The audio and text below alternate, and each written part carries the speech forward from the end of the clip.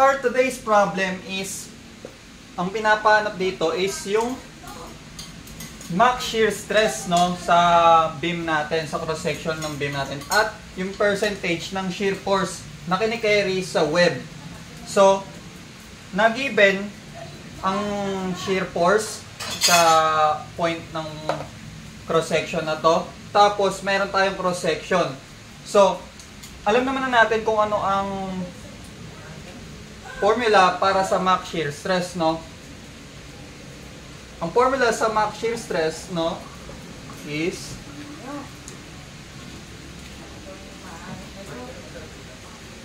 equal to dQ over IB. Pero, ang tanong, saang point max ang shear stress natin? Max ang shear stress natin sa point na doon sa neutral axis mismo, nandun yung max shear stress natin. So, kung given that information, pwede natin kunin yung, pwede na natin makuha yung max shear stress. Meron tayo 100 kN. Pero kung convert natin to into Newton, pag kinonvert natin to into Newton, yung kilonewton, magiging 100,000 Newton. Tapos ang Q natin dito, or force moment of inertia, ng ganito, no? Na ang point of interest natin is nasa neutral axis, which is nasa bang neutral axis na ito. Total symmetrical ang cross-section natin, divide na lang natin yung height by 2. Which is, pag dinivide natin yung height by 2, 160 divide 2 is 80 plus 20, 100, no? So, 100 yung neutral axis natin. Yung distance ng neutral axis natin from bottom to the neutral axis and top to neutral axis, 100 mm, no? Gawin natin dyan.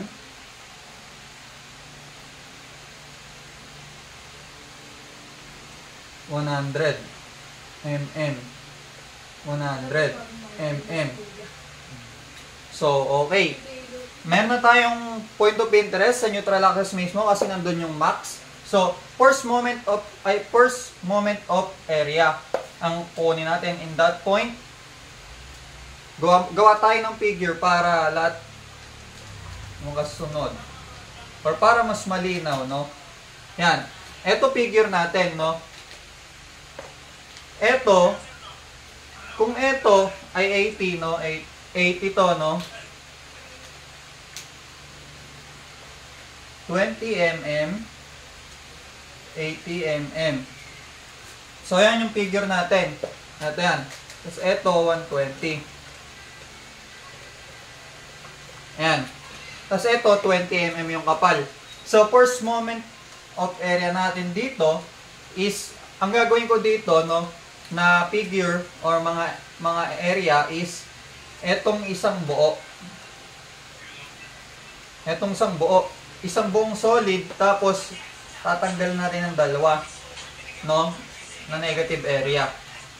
So, ang centroid ng isang buo, eto, no, or y bar niya ng isang buo is kalahati, no, ng 100, which is 40. 40 yan dito. 40, this point, papunta sa neutral axis. Ito yung neutral axis. Andiyan yung point of, ayun yung point of interest natin. Andiyan kasi yung max, no? Tapos, ito, symmetrical sila. So, times 2 mo na lang yan. Times 2 na lang natin yan. So, okay. Times 2, no? Ang problema, hindi natin alam kung anong base na to. Anong base na? Ito, kung 20 to, ito, anong base to? 120 lahat. O, anong base yan? 100 na tira, di ba? 120 minus 20, 100. Dalawa yung paghatian. So, 50 pala to. 50. MM yan. Naka-MM, no? Lahat. Naka-MM yan lahat. Okay. So, ang calculation, no, Q natin is, yung unang area, 120 by 100. No? 120 by 100 times the moment arm from with respect to neutral axis, no? Kung 100, yung height, divide 2, 50. 50. Ayun yung ano, yung para sa may solid, no? Tapos, magma-minus tayo. But minus kasi negative area. Ito, positive kasi solid area. Trinit natin siya sa solid area. So, dito, minus tayo ng dalawang negative area, kaya minus, no? Times 2, no? Ba't ko times 2 na lang? Kasi, magkamukha lang naman sila, no? Bakit? Yung area nila is same lang. So, times 2 lang natin para mas maikli or mas simple yung expression natin. So, 2 times the area. Ano yung area? 50 by 80, no? 50 by 80. So, 50 by 80. So, 50 by 80 times the moment arm na may 80 height. 80 ang height nila. Dinivide mo siya sa 2 from neutral axis. So, 40, no? Okay. Pag in-input natin yan sa calculator, ang lalabas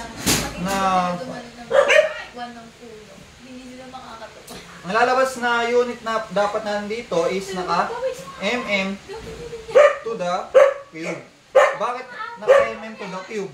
Kasi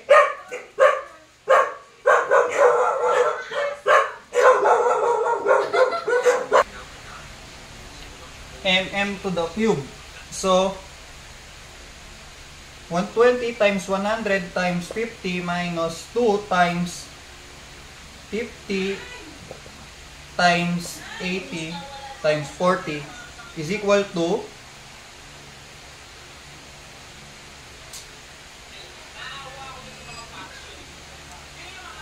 280,000. 280 mm cube.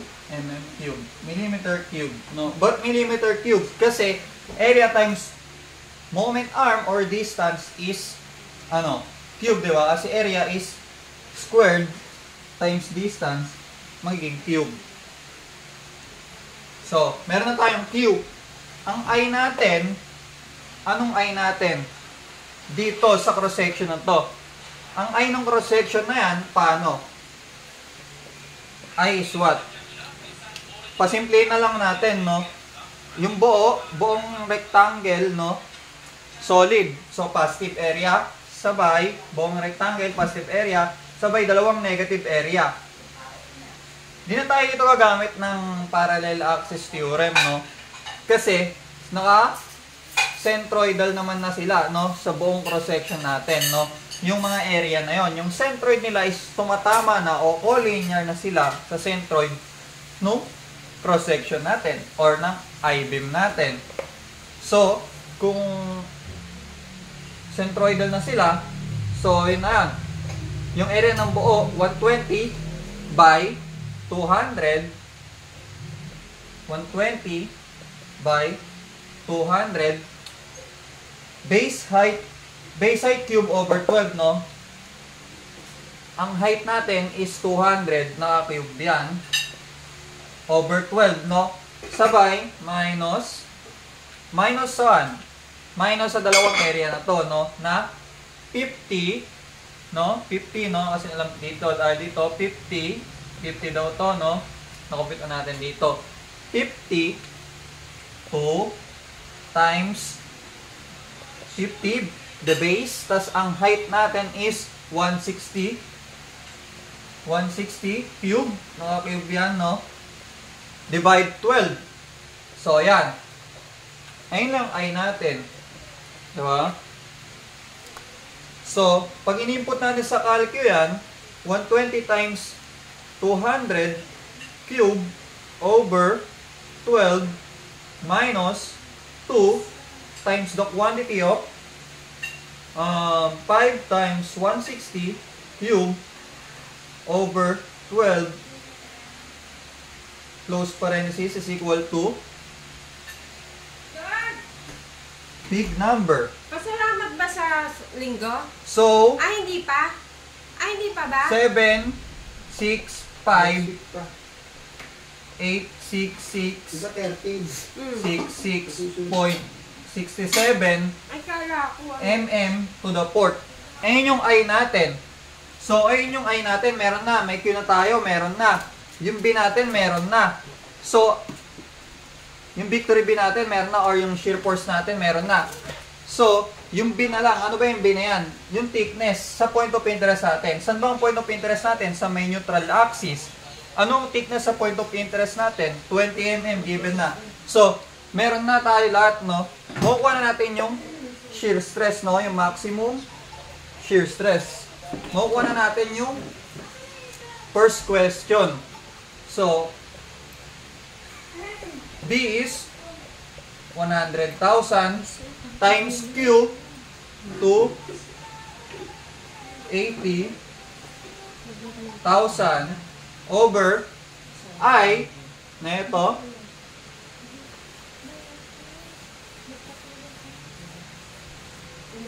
seven, 6, 5, 8, 6, 6, 6, 6, 6 na 6.67 times dB is 20. So, naka-Newton to millimeter na lahat. In terms of Newton millimeter na lahat ng unit natin. So, ang kakalabasan dito is MPa, no? So, pag in-input natin, 100,000 times 280,000 divided by 7, 6, 5, 8, 66.67 times 20 is what? Kumain ka nga muna. 18.28 MPa. No? Ayun pala yung maximum shear stress. 18.28 MPa. So, ayan. Meron na tayong sagot sa A. Nasagutan na natin. Ayan yung max shear stress, no? Sa cross-section na to ng I-beam natin. So, para naman sa B, no? Sa second question, no? Yung percentage of shear force acting on the web. Eh, naman hanapin natin. Paano natin mahanap yan, no? Meron yung formula, no? Yung pagkuha ng percentage niyan, no? Kaso, para makuha natin yung percentage niyon, so percentage problem lang to, no? Kumbaga, yung tatama dito, yung dinadala ng web. Nung web natin. Ano ba yung web dito? Ito yung web niyan, no? Ng mga I-beam natin, no? Etong web, etong flange. Ayan yung flange. So, yun. Makikita natin dito sa second question kung gaano ka-useful, no, yung web pagdating sa shear force or horizontal shear. No? Sige. Ganito kumplitin yan. Ito yung formula, no? May formula siya. So, percentage lang naman to. Paano gagawin? Yung B over yung B web. Ayan yung ano, yung percentage, no, sa B web. Yung percentage ng shear force sa web natin. Ganyan lang yung formula. Ang tanong, paano natin makuha itong B web, no? Yung B sub web or yung shear force sa web. Paano sa tingin nyo? Ganito yan. Para makuha yung shear force na tumatama doon sa web natin, anong gagawin? Ang gagawin natin is kukunin natin, no, yung shear stress na nararamdaman ng web natin. Kapag nakuha natin yung shear stress na nararamdaman ng web natin, i-multiply mo na lang sa area ng web natin. Kasi doon tatama, no? Pag bakit? Ba't ganon? Bakit ganito yung formula niya? No, B web is equal to area, no, ng web, A web, times yung area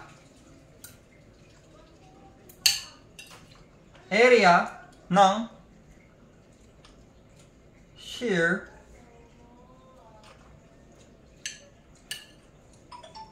diagram. No? Ano yung shear diagram niyan? Ito yung shear diagram. Ano yan?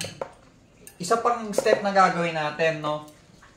I-sketch natin, no? Or papakita natin kung ano yung shear stress distribution dito sa web. Ay, yung gagawin natin dito. Lagyan natin ng web. Yung area na, no? Bakit pag minultiply natin yung area ng web sa shear stress, no? Ang makukuha natin yung shear force. Bakit? Kasi stress times the area is force, di ba? Shear force ang malalabasan. Di ba? So, yun. Kung gets na yun, let's move on na, no? Sa, sa pag-graph ng shear stress distribution, no? In this cross-section. Paano yun, no? Ang gagawin natin, dito lang tayo focus sa web, no? Ang gagawin natin, dito sa A, meron na tayong shear stress sa A, sa point A, no? What I mean by that is that sa neutral axis, alam na natin yung shear stress sa neutral axis. Ang hindi na lang natin alam is yung dito, banda, sa may junction nung web and flange. Anong ibig sabihin ko ron? Dito mismo, sa junction nila. Kung saan sila winelding or saan sila nagtagpo, no? Ayun yung junction. Ayun yung junction. So, alamin natin yung shear stress doon, no? So, pag green up natin yan, or ni-sketch natin, ito yung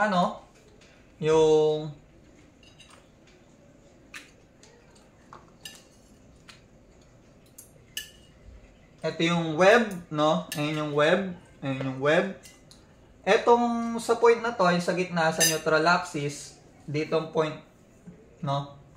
Ito yung 18.28 MPa, no? Yan. Hindi natin alam dito, no? Ito yung point doon sa may junction ng web sa flange. So, alam natin yung point, yung shear stress dyan, no? So, pag alamin natin yan, ano gagawin natin? Point of interest, yung doon sa may junction, no? So, okay. Ang area, no? Ang Q natin dyan, mag-iiba, no? Ito yung Q natin. Ito yung area yung gagamitin natin, no? Yung area ng flange. Bakit area ng flange? Kasi, ang point of interest natin is nandito, no? Nandito sa may junction nila, no? So, kung nandiyan yung, yung point of interest natin, ano gagamitin ng area? Ang area na gagamitin natin is yung na nasa taas nung point of interest natin. Kasi ayun yung malayo sa neutral axis. So, etong area, 120 by 20. So, yan. Ang magiging Q natin dyan, eto, hit tayo. Bale, 120 by 20 times the moment arm na, ano bang distance na to ulit? 80. 80, no? 80 to. 80 yan. Tapos centroid, no? Na may 10 ulit. Bale, 90 times 90. 90. Ayun yung Q natin dito.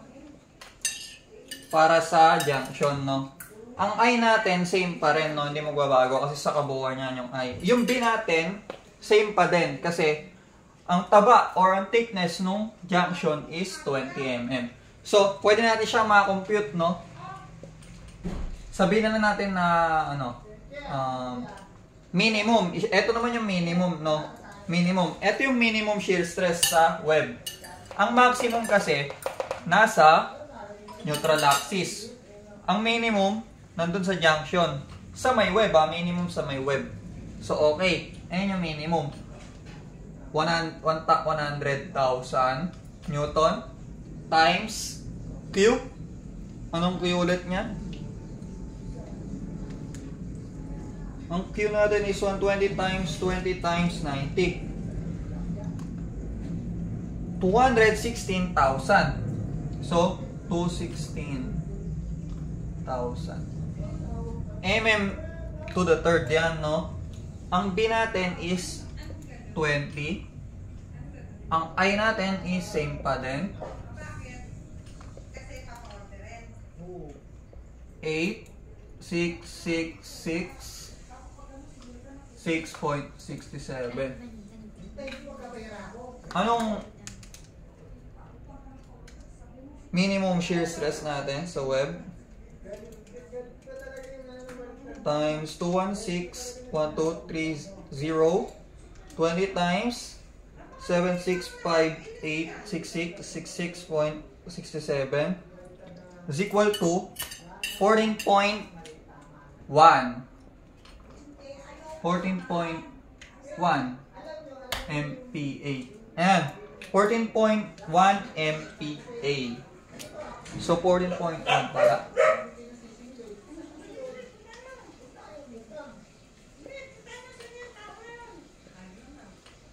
Yan. So, paano natin ito i-sketch? I-sketch natin yan. Vertical yan, no? Ay, horizontal na nakaganyan. Sabay, eto, ang curve nito dito is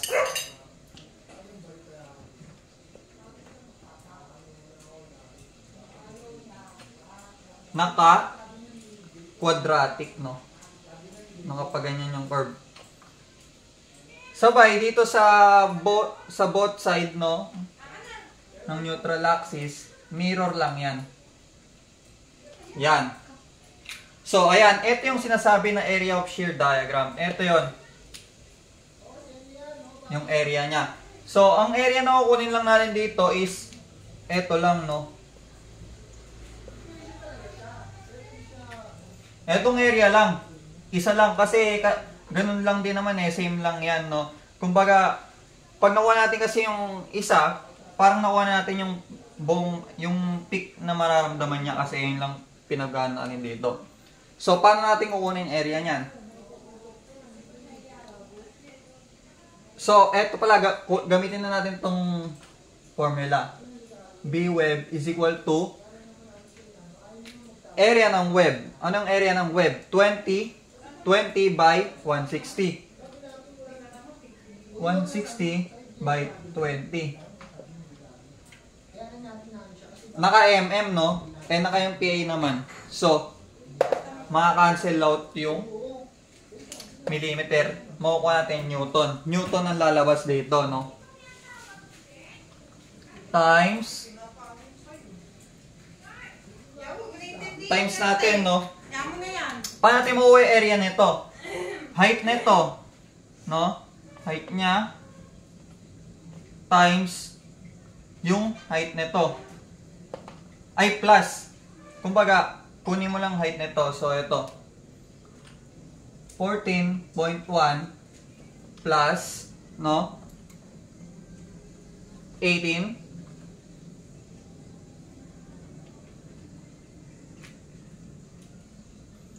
18.28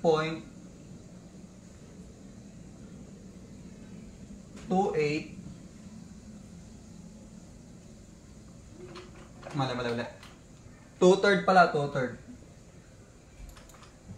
2/3 ng ano? Ng 18.28 minus 14.1. Bakit ganon? Etong height niya, no? Ito yung area na yun, no? Ayun, makukuha ang area dyan. So, pag kinuha mo yung 2/3 niyan, no?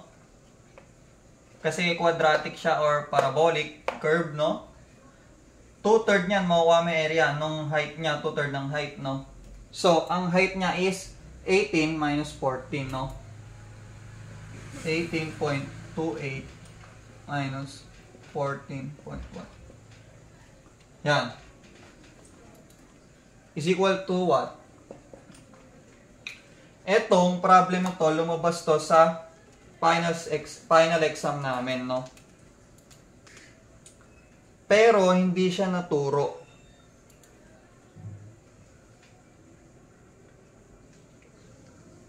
Sumakto naman. Pero ang purpose siguro nun, kaya naglalagay sila ng mga hindi naturo,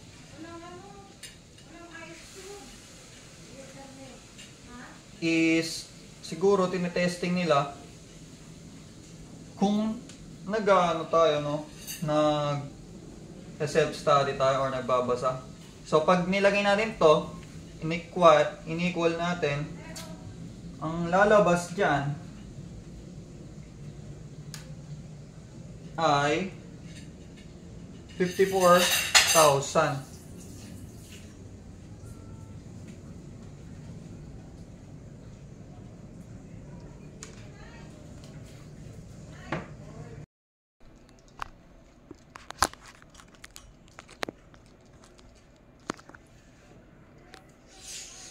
Ay, nagkamali pala. Nagkamali ako ng pag-type kaya namali din sa I, no? Imbis na 55 ang nalagay ko sa calculator. Dapat etong sagot, no? 45 million, no? Nasa around 45 million. Yan, 50 times, pala yan? Okay. So, ang sagot pala sa A is 30.52 MPa, no? Pag itong tinype natin, no, sa calcu. Tapos, yung I dito, no, yung minimum shear stress, mali rin. Kasi mali yung I na ginamit natin.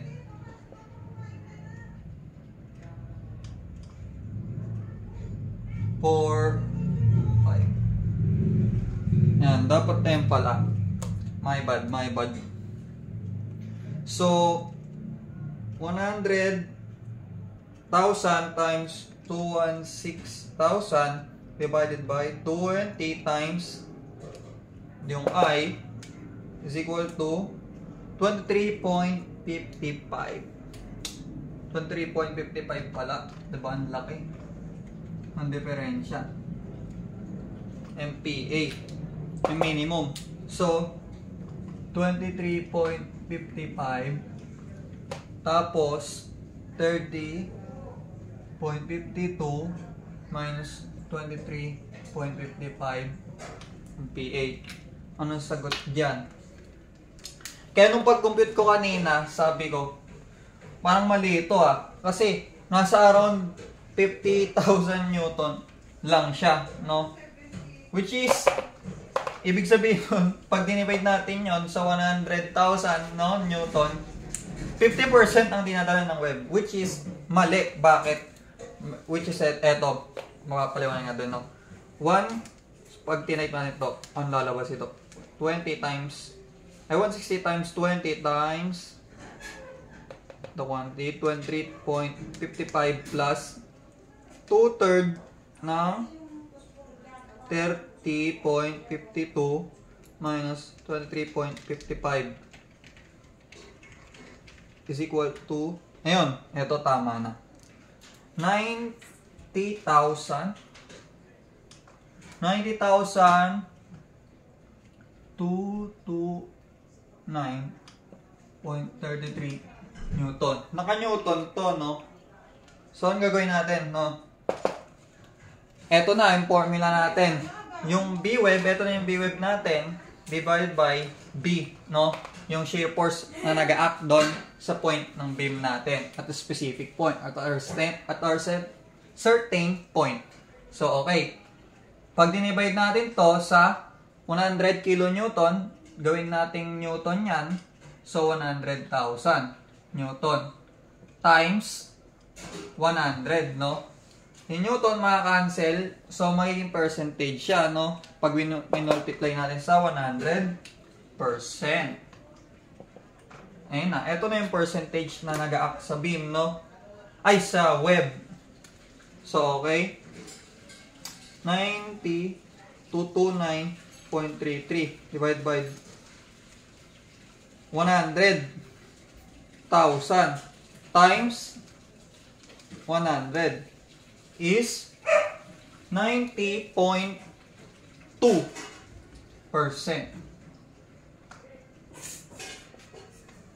Ayun yung sagot, no? Equals yan sa shear force percentage, di ba? Ibig sabihin, yung shear force pala na nararamdaman ng cross-section ng beam natin sa web, no? 90% yung dinadalang shear force ng web natin. So, napaka-useful, no, ng web natin. Kumbaga, parang hindi pala masyadong nagdadala ng shear force yung mga planche na to, no? Kasi 90.2% dinadala ng web no? Na shear force. So, yun. Kaya, napakaganda ng design nung I-beam na yan. Kaya ganyan yung efficient, no? Na cross-section.